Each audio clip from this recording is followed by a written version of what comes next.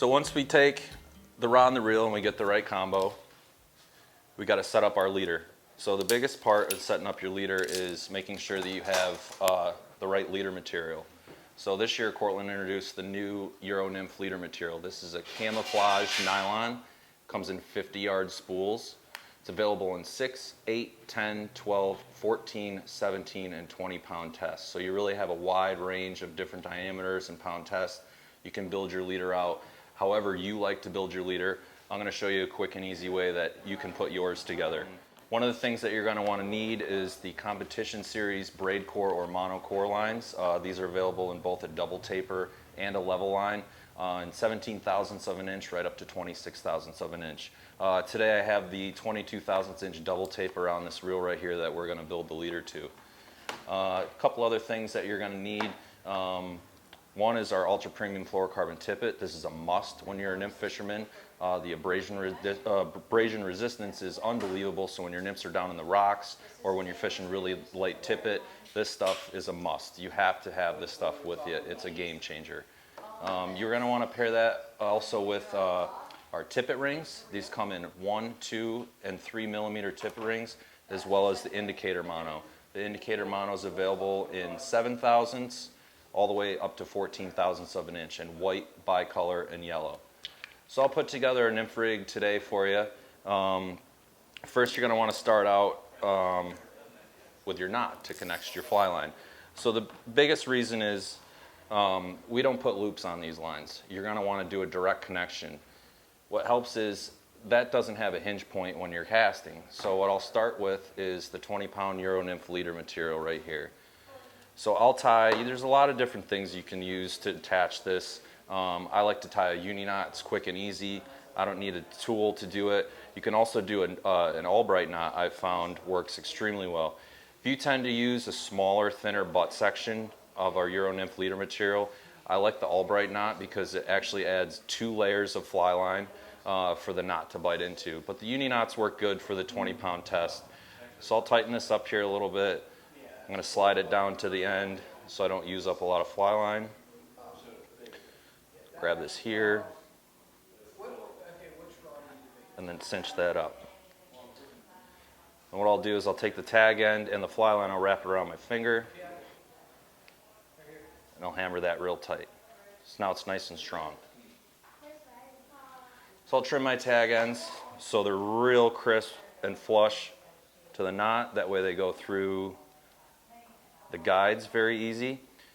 When you're Euro nymphing or any kind of nymphing using this leader material, you're going to have some knots that go through in and out of your guides, whether it's this knot to your fly line, whether it's the next step down that I'll show you. So it's very important to have your stuff trimmed very flush so that it goes in and out of your guide super easy.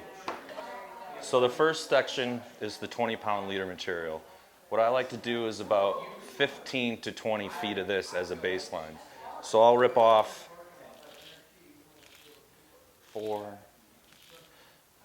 about 15 feet right there. And when I trim this, I want to step it down. So like I said, we offer this in a wide range of sizes. So I'll step this down to 17 pound, which is 15 thousandths of an inch. And you can use whatever knot you want to use. I like to use whatever is most comfortable that works for me. I like to use a blood knot. If you use a triple surgeons or another knot, then go for it. Whatever you feel most comfortable tying, that's the strongest for you. They all work. This material, nice and supple. It sticks really well as far as your knots, and it's super smooth to your hands when you're fishing it.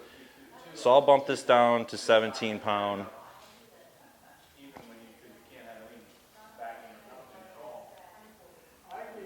We'll trim our tags later. So I'll run out about 4 feet of this. I'll cut again. And I'll step it down to the 14-pound test. Now you can really build your own leaders any way you want. It really depends on what you're fishing. If you're using really small flies, size 16s and 17 or 18 beadhead nymphs where it's really light versus jigging sculpins or using heavier stuff, your leader section is really going to vary depending on what you're doing.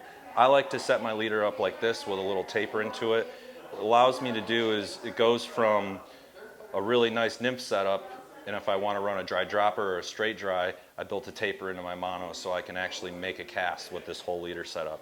So I'll blood knot this down again, 20 pound, I run about 15 to 20 feet. I'll step it down to 17, and then I'll step it down to 14. Both those sections you can vary between 4 to 6 feet depending on what you're really trying to accomplish. So once I get that set up, I'll run about another 5 feet off of this. And again, your leader setup can vary. You can run straight 20 pound right out to your sighter. You can run straight 17, straight 14. You can taper this different. It's really up to you. And the more you fish, the more you're going to know what fits whatever the application is in the stream you're on for that day, the flies you're fishing.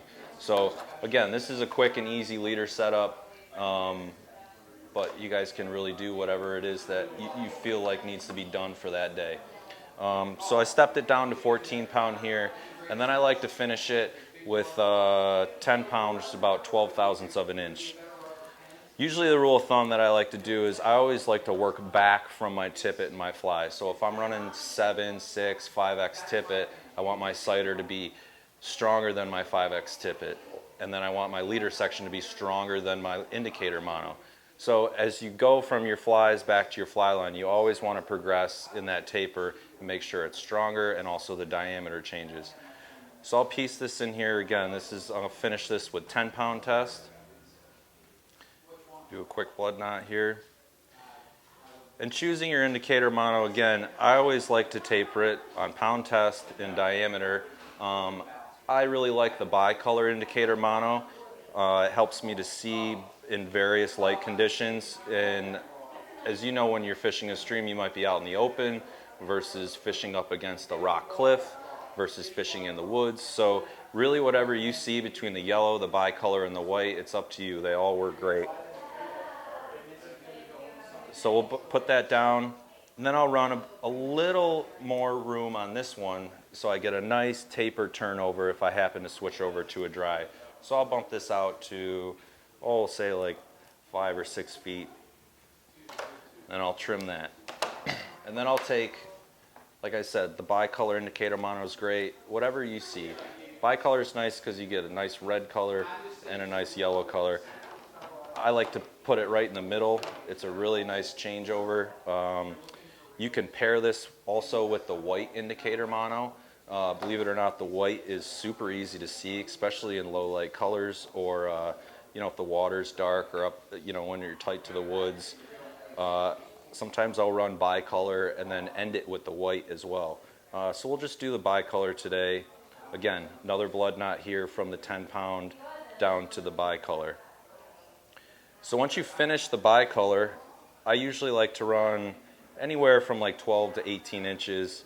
A little over 18 inches is okay, but when you start to exceed that, it really starts to penetrate the water from the top down. I like to keep this above the water really at all times unless I'm trying to fish a super deep hole. So bite that down with another blood knot. Again, I like to run about 18 inches or so. Now once you're done with the indicator mono, I personally like to use tippet rings after this. Like I said, we make them in 1 millimeter, 2 millimeter, and 3 millimeter tippet ring sizes. You can tie another blood knot off of this. However, these tippet rings, they really help keep you from cutting back your leader from time to time. So I'll pair this with a 2 mil tippet ring. 1 mils are really nice. They're obviously a little bit lighter. We offer these tippet rings with this snap swivel, which is really important to help you tie to. Tippet rings are really hard to tie when you just have them on their own. It's really hard to hold the tippet ring and get the knot cinched down. So I actually like to thread it through the tippet ring first while it's on this, or you can put it on your own lanyard. So I'll just tie a simple improved clinch, tie whatever knot that works best for you, a uni knot, and get that set up. So once you have your tippet ring on there, now below your tippet ring is what really counts and what really matters. And this is gonna really depend on what you're doing that day, where you're going, how deep the water is, and the flies that you need to use. Once you have this leader set up from the tippet ring, the indicator mono, all the way back to your fly line, you really don't need to alter this unless you find yourself having to alter your taper a little bit, or maybe you prefer a straight piece of indicator mono, but most of the time this is pretty set in stone. This will give you a lot of usage right here from this tippet ring back to your fly line. This won't need to get changed that much unless you really want to. So underneath this tippet ring is where you're going to put your flies. Now I like to use, again, our ultra premium fluorocarbon tippet. It has a really nice forgiving stretch. It knots incredible, and the abrasion resistance is super helpful, especially when you're fishing nymphs down on the water column. So I'll pair this. I got some 4X today. I've been using a lot lighter rigs recently. It's August, the water's low. So right off this tippet ring and off your indicator mono, I like to put the fluorocarbon, and this is where I'm going to put my flies. So again, another easy clinch knot, uni knot, whatever it is that you choose. And this is where I'll start my tippet section here. So depending on really what you're fishing, how deep you're fishing, is going to depend on from this tippet section down to your first fly. If I'm fishing shallow, I really like to fish a shorter section. So what I'll do is I'll come off here with the tippet, and in order to tie my first fly on, I like to tie a blood knot, and I like to leave one of my tag ends really long. So what this will allow me to do is tie that fly right off the end of that tag. A lot of guys would tie off the back of the hook. I don't prefer to do that. If you prefer to do that, you can do that. However, the tag end fly really helps keep your stuff natural in the water column because it can free flow off that tag. So I'll start with that. Again, this is 4X tippet. You've got to use whatever it is that day that the fish are going to eat. Maybe it's 5, maybe it's 6, maybe it's 7. Now, one of the things that you can do if you're fishing really deep is I like to take right off the tippet ring, right off the indicator mono, and I'll run a section that's a little heavier than the tippet that I'm going to use to my flies. What I'll do after that, let's say I'm running a deep section. So let's say I want to fish 4X or 5X to my flies. I'll run this either 3 or 4X down to another tippet ring, and then off that tippet ring is where I'll tie my dropper and my second fly. What that helps you do is you're not going to go through as much tippet. You're going to have a stationary section in between there. Real nice for if you're fishing kind of consistent water depths all day. However, if the depths are going to vary, you're going to have to chop this up and redo it. So I usually like to run these about 20 inches apart from your tag end to where your next fly is going to go. What that helps you do is a lot of times if fish eat a fly and they roll around, sometimes they'll get hooked on the other fly. So you're really going to hurt fish, and you're also going to probably lose fish this way. So I like to fish between 18 and 20 inches between my two flies. So here's the tag end with my blood knot. You tie your fly right off that tag end, and then you tie your next fly here.